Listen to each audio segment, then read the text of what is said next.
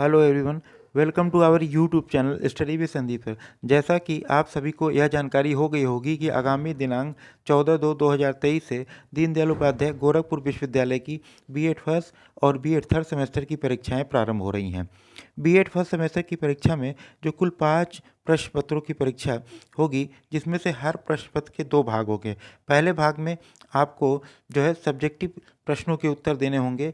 इस प्रश्न पत्र में कुल 6 प्रश्न आपके से पूछे जाएंगे और उसमें से आपको 3 प्रश्नों का उत्तर जो है वो लिखना होगा। इन का जो है टोटल मार्क्स होगा वो 15 मार्क्स का ये प्रश्न भाग जो होगा। दूसरे भाग में आपको 60 मार्क्स के 40 ऑब्जेक्टिव टाइप के क्वेश्चन जो है दिए जाएंगे और उनका उत्तर आपको OMR शीट पे देना होगा। हर प्रश्न पत्र की जो समयावधि होगी वो 2.5 घंटे की होगी। इसी क्रम में आज हम आप लोगों के लिए जो है बीएड फर्स्ट सेमेस्टर के प्रीवियस ईयर के पेपर 103 जिसका शीर्षक है चाइल्डहुड एंड ग्रोइंग अप का संपूर्ण हल लेकर आए हैं। इससे आप सभी को यह समझने में मदद मिलेगी कि आपके प्रश्न पत्र का पैटर्न कैसा आएगा और आपके जो परीक्षा है उसमें किस प्रकार के प्रश्न आएंगे।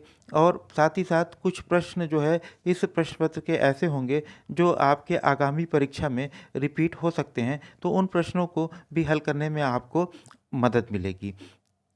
यदि यह वीडियो आपको अच्छा लगे तो इसको लाइक कीजिएगा, इसको शेयर कीजिएगा और यदि आप हमारे चैनल पर नए हैं तो चैनल को सब्सक्राइब करना मत भूलिएगा। तो आइए हम जो है बीएड फर्स्ट सेमेस्टर के प्रीवियस ईयर के पेपर 103 जिसका शीर्षक चाइल्डहुड एंड ग्रोइंग अप है, उसमें पूछे गए 40 प्रश्नों को एक एक करके देखते हैं और उनके सही उत्तर को जानते हैं। इस प्रश्न पत्र में जो आपसे पहला प्रश्न पूछा गया था वह है कि मानसिक आयु का संप्रत्यय दिया है। Concept of mental as was given by, जो 4 विकल्प आपके सामने हैं उसमें से ऑप्शन ए है बिने, ऑप्शन बी है स्टन, ऑप्शन सी है कैटल, ऑप्शन डी है टर्मन। तो जो इसका सही उत्तर होगा वो होगा ऑप्शन ए बिने। अल्फ्रेड बिने ने जो है 1905 में जो है मानसिक आयु का जो है कॉन्सेप्ट दिया था। अगले प्रश्न की ओर हम चलते हैं, प्रश्न संख्या 2 की ओर, जिसमें आपसे पूछा गया है कि निम्न में से कौन बुद्धि का सिद्धांत नहीं है। ऑप्शन ए दिया है बहुत तत्व का सिद्धांत multi factor theory, option B दिया है द्वितत्व का सिद्धांत टू फैक्टर थ्योरी और ऑप्शन सी दिया है प्रत्यागमन का सिद्धांत थ्योरी ऑफ रिग्रेशन और प्रश्न ऑप्शन डी दिया है कि एक तत्व का सिद्धांत यूनिफैक्टर थ्योरी। तो जो इस प्रश्न में 4 विकल्प दिए गए उसमें से जो आपका सही उत्तर होगा वो होगा ऑप्शन सी प्रत्यागमन का सिद्धांत थ्योरी ऑफ रिग्रेशन। यह बुद्धि का सिद्धांत नहीं है। बाकी यूनिफैक्टर थ्योरी, टू फैक्टर थ्योरी और मल्टी फैक्टर थ्योरी ये बुद्धि के सिद्धांत हैं। अगले प्रश्न की ओर हम चलते हैं, प्रश्न संख्या 3 की ओर, जिसमें आपसे पूछा गया है कि निम्न में से कौन सी व्यक्तित्व मापन की वस्तुनिष्ठ विधि है। Which of the following of objective method of personality. Option A दिया है कि अवलोकन यानी ऑब्जर्वेशन, ऑप्शन बी दिया है निर्धारण मापनी रेटिंग स्केल, ऑप्शन सी दिया है इंटरव्यू साक्षात्कार, ऑप्शन डी दिया है इनमें से कोई नहीं। तो इस प्रश्न का जो सही उत्तर होगा वो होगा ऑप्शन बी निर्धारण मापनी या रेटिंग स्केल। अगले प्रश्न की ओर हम चलते हैं, प्रश्न संख्या 4 की ओर, जिसमें आपसे पूछा गया है कि पियाजे के अनुसार संज्ञानात्मक विकास की जो है प्रथम अवस्था निम्न में से कौन सा है। ऑप्शन ए दिया है पूर्व संक्रियात्मक अवस्था pre operational stage, option B दिया है मूर्त संक्रियात्मक अवस्था concrete operational stage, option C दिया है औपचारिक संक्रियात्मक अवस्था फॉर्मल ऑपरेशनल स्टेज और ऑप्शन डी दिया है कि संवेदनात्मक गामक अवस्था सेंसरी मोटर स्टेज। तो इस प्रश्न का जो सही उत्तर होगा वो होगा ऑप्शन डी संज्ञान संवेदात्मक गामक अवस्था यानी सेंसरी मोटर स्टेज। प्रश्न संख्या 4 का ऑप्शन डी आपका सही उत्तर होगा। अगले प्रश्न की ओर हम चलते हैं, प्रश्न संख्या 5, जिसमें आपसे पूछा गया है कि निम्न में से कौन सा एक संवेग है। 4 ऑप्शन जो आपके सामने है वो है ऑप्शन ए उद्दीपक स्टिमुलस, ऑप्शन बी है स्मृति मेमोरी, ऑप्शन डी है आमोद अचीवमेंट, ऑप्शन डी है ध्यान अटेंशन। तो इसमें से जो सही उत्तर होगा वो होगा ऑप्शन सी आमोद। आमोद जो है वो संवेग का उदाहरण है। अगले प्रश्न की ओर चलते हैं, प्रश्न संख्या 6 की ओर, जिसमें आपसे पूछा गया है कि अंतर्मुखी व्यक्तित्व और बहिर्मुखी व्यक्तित्व का वर्गीकरण किसने किया है। तो जो 4 ऑप्शन दिए गए हैं उसमें ऑप्शन ए Freud, option B Jung, option C मन, ऑप्शन डी फ्रायड। तो इस प्रश्न का जो सही उत्तर होगा वो होगा ऑप्शन बी यूंग। यूंग ने व्यक्तित्व को जो 2 भागों में बांटा है, अंतर्मुखी और बहिर्मुखी, इंट्रोवर्ट और एक्सट्रोवर्ट। अगले प्रश्न की ओर चलते हैं, प्रश्न संख्या 7, जिसमें आपसे पूछा गया है कि रोशा इंक ब्लास्ट टेस्ट का प्रयोग निम्न में से किसके मापन हेतु किया जाता है।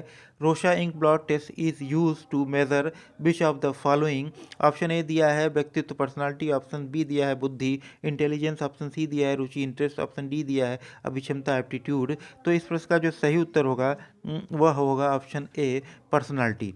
रोशा इंक ब्लॉट टेस्ट जो है वह व्यक्तित्व के मापन हेतु इस्तेमाल किया जाता है। तो अगले प्रश्न की ओर हम चलते हैं, प्रश्न संख्या 8, जिसमें आपसे पूछा गया है कि कौन व्यक्तित्व के गुण सिद्धांत से संबंधित नहीं है। जो 4 ऑप्शन आपके सामने दिया है, इसका इंग्लिश वर्जन है कि which one is the not related with the theory of with trade theory of personality, व्यक्तित्व के गुण सिद्धांत से। तो ऑप्शन जो ए दिया है वो फ्रायड, ऑप्शन बी दिया है अल्पोर्ट, ऑप्शन सी दिया है कैटल, ऑप्शन डी दिया है जेंग। तो इस प्रश्न का जो सही उत्तर होगा वो होगा फ्रायड। बाकी अल्पोर्ट, कैटल और आइजेंक वो है व्यक्तित्व के गुण सिद्धांत से, ट्रेड थ्योरी से रिलेटेड हैं। अगले प्रश्न की ओर चलते हैं, प्रश्न संख्या 9, जिसमें आपसे पूछा गया है कि व्यक्तित्व भिन्नता पर आधारित शिक्षण विधि है। ऑप्शन ए दिया है व्याख्यान विधि लेक्चर मेथड, ऑप्शन बी दिया है उदाहरण विधि एग्जाम्पल मेथड, ऑप्शन सी दिया है अभिक्रमित अनुदेशन प्रोग्राम इंस्ट्रक्शन, ऑप्शन डी दिया है प्रत्यक्ष विधि डायरेक्ट मेथड। तो जो इसका जो सही उत्तर होगा वो होगा ऑप्शन सी अभिक्रमित अनुदेशन प्रोग्राम्ड इंस्ट्रक्शन। प्रश्न संख्या 9 का ऑप्शन सी आपका सही उत्तर होगा। अगले प्रश्न की ओर चलते हैं, प्रश्न संख्या 10 की ओर, जिसमें आपसे पूछा गया है कि निम्न में से व्यक्तिक भिन्नता को प्रभावित करने वाला कारक कौन सा है। ऑप्शन ए दिया है वंशानुक्रम, ऑप्शन बी दिया है वातावरण, ऑप्शन सी दिया है लिंग, ऑप्शन डी दिया है इनमें से सभी। तो इस प्रश्न का जो सही उत्तर होगा वो होगा ऑप्शन डी ये सभी, क्योंकि जो व्यक्तिक भिन्नता को प्रभावित करता है वो हेरिडिटी भी होता है, इन्वायरमेंट भी होता है और जेंडर भी होता है। तो आपका ऑप्शन डी यानी उपरोक्त सभी आपका सही उत्तर होगा। अगले प्रश्न की ओर हम चलते हैं, प्रश्न संख्या 11, जिसमें आपसे पूछा गया है कि अधिगम अनुभव और प्रशिक्षण के परिणाम स्वरूप व्यवहार में परिवर्तन है। Learning is the modification of behaviour through experience and training. This statement was given by.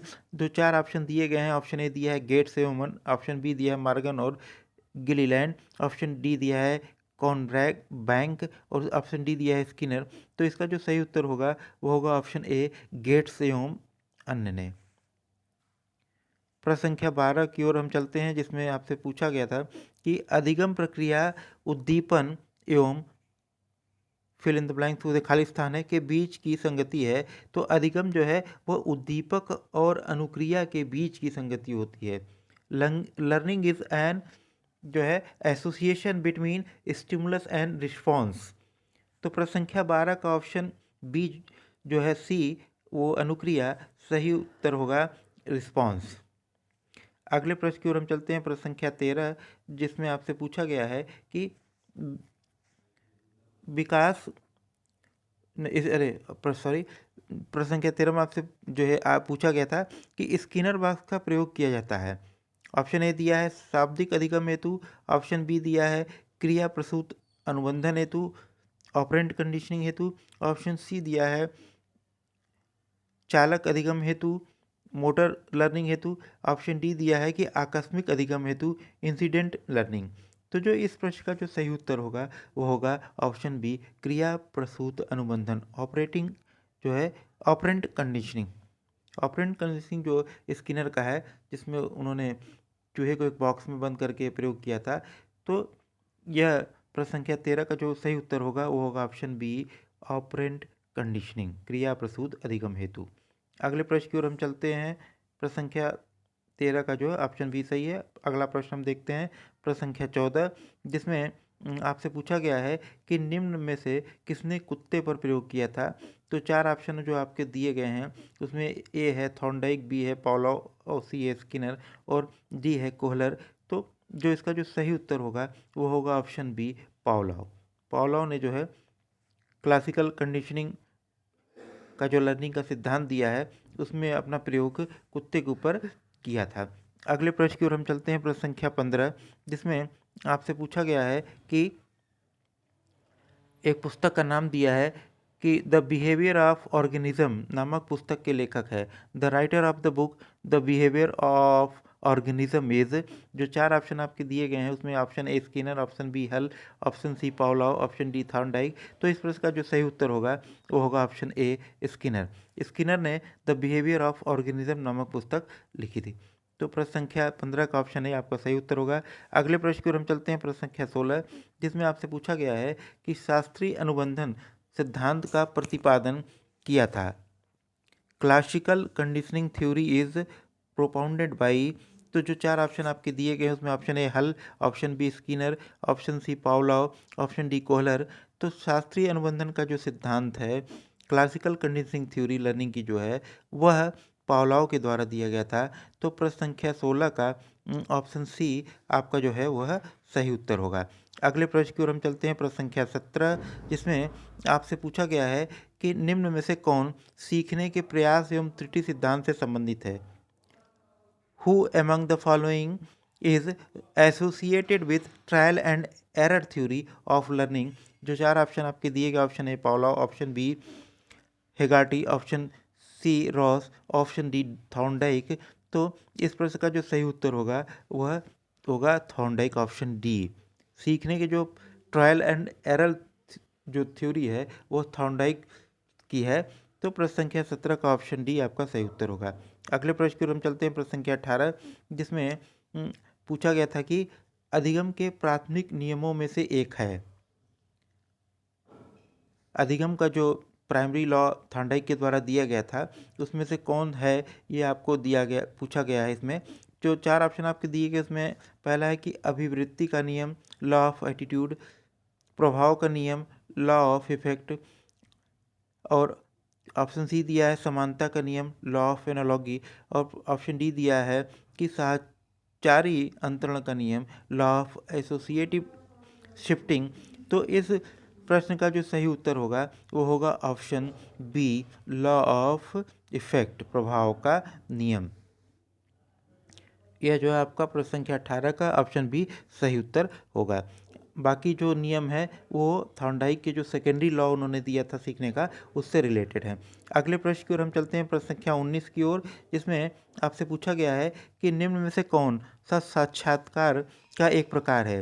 Which of the following is type of interview method. इसमें जो चार विकल्प आपके सामने दिए गए उसमें एक है रचित, दूसरा है मतलब स्ट्रक्चर्ड, ऑप्शन बी है गैर रचित यानी अनस्ट्रक्चर्ड, ऑप्शन सी दिया है अर्ध रचित सेमी स्ट्रक्चर्ड, ऑप्शन डी दिया है कि उपरोक्त सभी। तो इस प्रश्न का जो सही उत्तर होगा वो होगा ऑप्शन डी उपरोक्त सभी।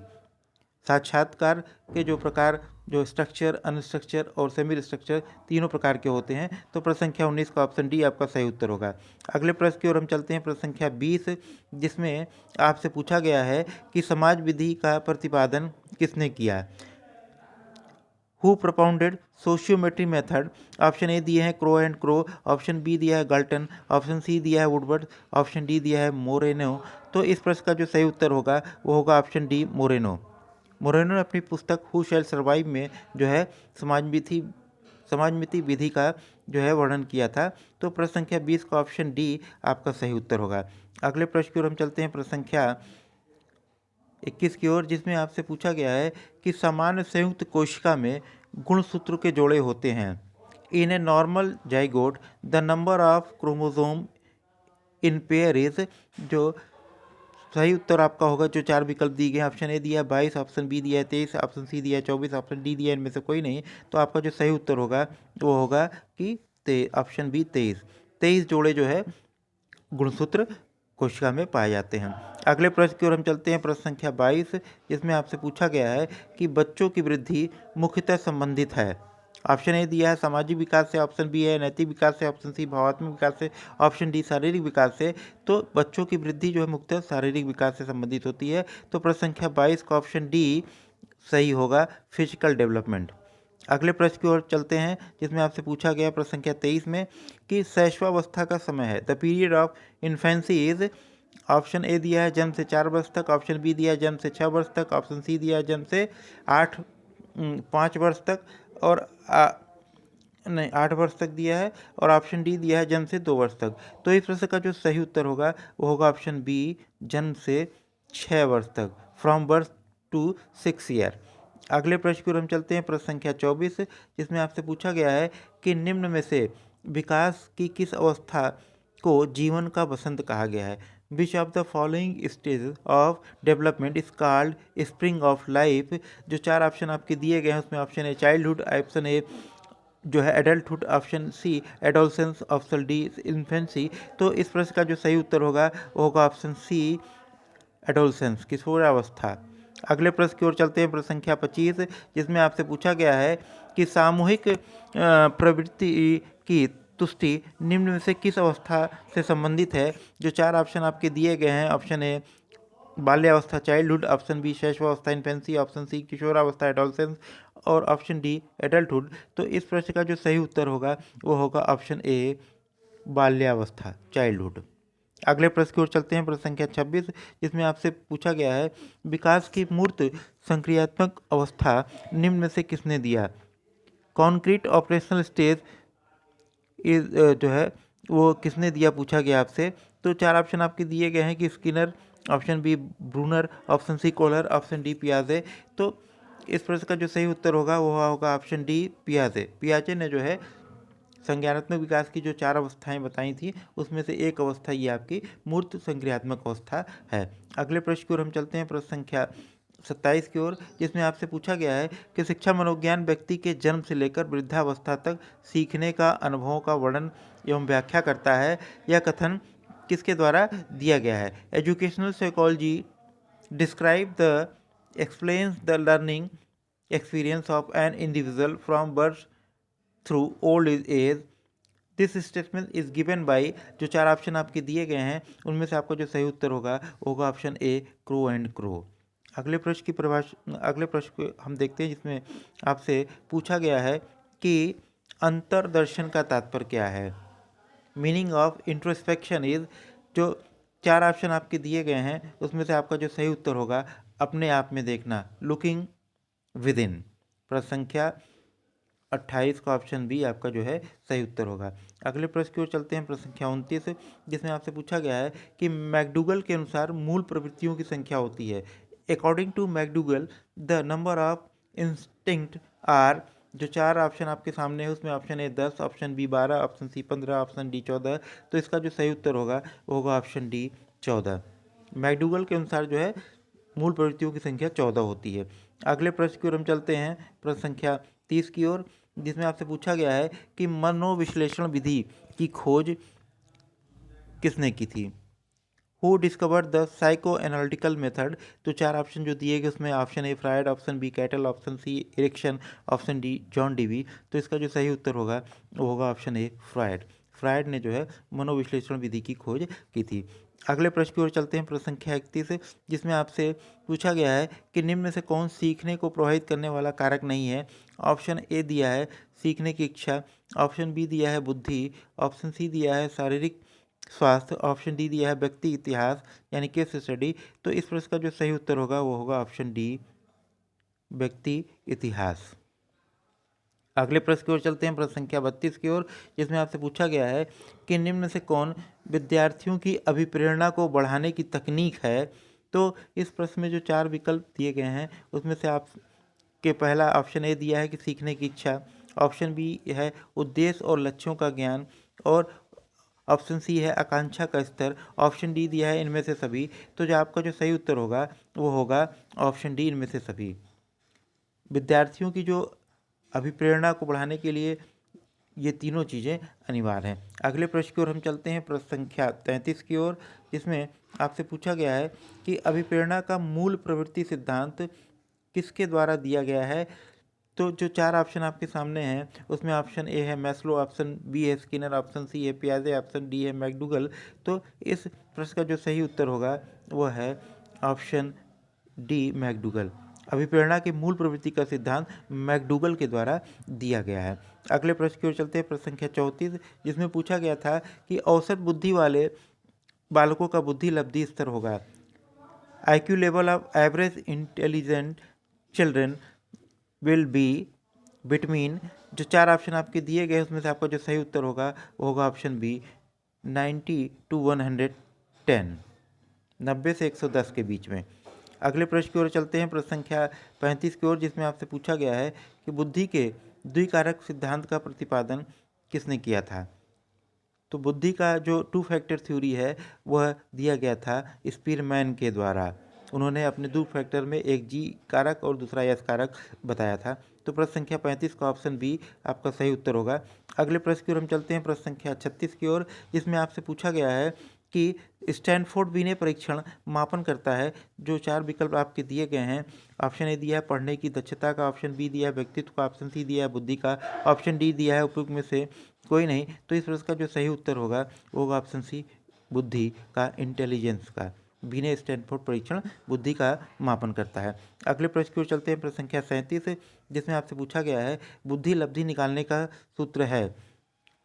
तो बुद्धि लब्धि निकालने का जो सूत्र होता है वो होता है मानसिक आयु बटे शारीरिक आयु इंटू 100, MA/CA इंटू 100। तो इस प्रश्न में जो 4 विकल्प दिए गए हैं उसमें से जो आपका सही उत्तर होगा वो होगा ऑप्शन डी। अगले प्रश्न की ओर चलते हैं, प्रश्न संख्या 38, जिसमें आपसे पूछा गया है कि उत्तर प्रदेश में बालिकाओं के लिए चलाई गई योजना है। जो 4 ऑप्शन दिए गए हैं उसमें से आपका जो सही उत्तर होगा वो होगा ऑप्शन बी भाग्य लक्ष्मी योजना। अगले प्रश्न की ओर चलते हैं, प्रश्न संख्या 39, जिसमें आपसे पूछा गया है कि परिवार एक साधन है। तो 4 ऑप्शन जो दिए गए हैं उसमें से आपका जो सही उत्तर होगा वो होगा कि एक परिवार क्या है, परिवार एक शिक्षा का या अनौपचारिक साधन है, इनफॉर्मल जो है मीन्स है एजुकेशन का। तो प्रश्न संख्या 39 का ऑप्शन ए आपका जो है वह सही उत्तर हो जाएगा। अगले प्रश्न की ओर चलते हैं, प्रश्न संख्या 40, जो इस प्रश्न पत्र में पूछा गया अंतिम प्रश्न है। इसमें आपसे पूछा गया है कि वर्ष 2011 की जनगणना के अनुसार अनुसूचित जातियों, मतलब भारत में अनुसूचित जाति वर्ग की आबादी थी कितने प्रतिशत। तो ऑप्शन जो 4 दिए गए हैं उसमें से आपका जो सही उत्तर होगा वो होगा ऑप्शन ए 16.6%। प्रश्न संख्या 40 का ऑप्शन ए आपका सही उत्तर होगा। इस प्रकार जो है इस प्रश्न पत्र में पूछे गए 40 प्रश्न के उत्तर आपको प्राप्त हो गए हैं।